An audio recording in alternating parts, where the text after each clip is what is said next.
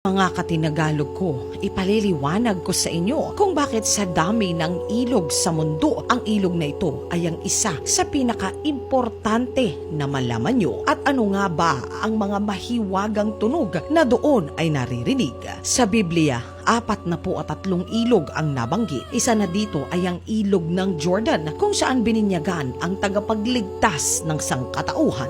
Ang ilog ng Nile, kung saan naman ipinaanod ng ina nito itong si Moises. Ito ay upang mailigtas sa tiyak niya na kamatayan. Lahat sila ay importante sa naganap na kaganapan sa sangkatauhan. Ngunit ang nakapukaw ng atensyon ko ay ang ilog na tinatawag nila na ang ilog ng Euphrates. Ito ay dahil minsan nang mag-research ako, mga katinagalog ko, nakita ko na may kakaibang tunog na doon ay naire-record na mamaya ay iparirinig at ipakikita ko rin naman sa inyo. Pero bago yon, mga katinagalog ko, ipaliliwanag ko po muna kung bakit napaka-importante ng ilog na ito sa sangkatauhan. Ito ay ang naitala na ang pinakamahabang ilog sa gitnang silangan. Ito ay may haba na 2,735 na kilometro. Ayon sa banal na kasulatan, ang ilog ng Euphrates ay ang naghahati sa hardin ng Eden mula sa ibang lugar. Ang ilog na ring ito ay ang naghahati sa lupa na ibinigay ng Panginoon para kay Abraham. Ito rin ang ilog kung saan itinatag ni Nimrod ang paniniwala ng mga taga-Babylonian, kung saan hinamon nila ang Panginoong Ama na ito ay papantayan nila. Kaya naman itinayo nila ang Tore ni Babel. Ito naman ang ilog ng taong 2020 at ito na ang ilog